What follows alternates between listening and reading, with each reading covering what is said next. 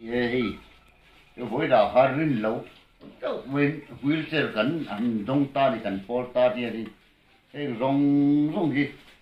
thình la cả tem mà zual bi ta kan an xem ton, hết giờ đi ru này, kan lom, tu có đi, in lúc tak, ta in lom tu man se po malat ne la yani.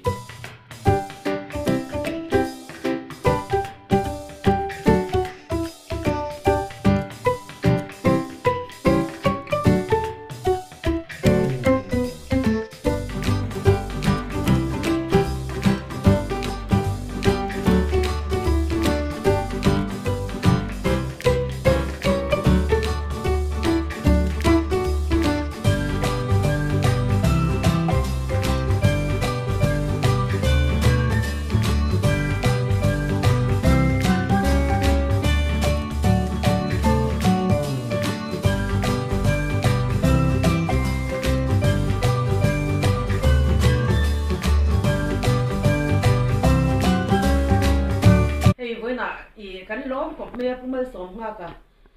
achunga kan lom tak zeta voina abarte pualin keini wheelchair mang spinal cord injury person living with wheelchair society te minron shewang wang mai amak kan tia keini pon chuan te po kan so engting minron shia so ka te ka tia tam takin min shiat lo line minron shewang wang mai di chi business and enterprise nei tu pa ania ama hi ti hian min ron shewang wanga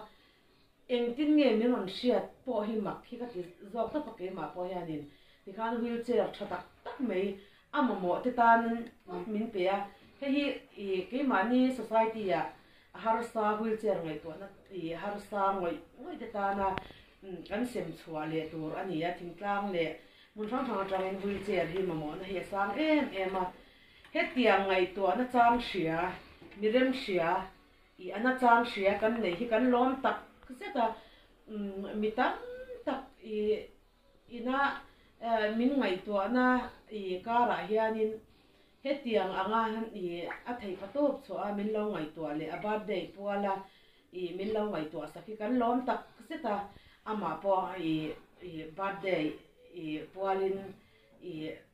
du sakna kan lana birthday voi tam tak mangse kan dua rei tak dam se mi har sa zok tan pa ni tling takin thokzel sela asum don na adora te po Lalmalsawma tam zok nei se tam tak lo in thal se Lalmalsawma tam tak lo dong se du sakna sang der kan lana ke ni pol po kan lom tak se ta kan bei se phak lo le kan rin phak lo hetiam kan dong hi soi ngai na po kan chelo kan lom tak se ta lom tu kan soi tak se kan ni ti min lo ria sak ngoi se chu kan du thu sa mani a voi tam tak ba de mangin adam kwa se him takin ashin mun mang se lo in shal treu se kan du sakna kan lan mol mole ka lo me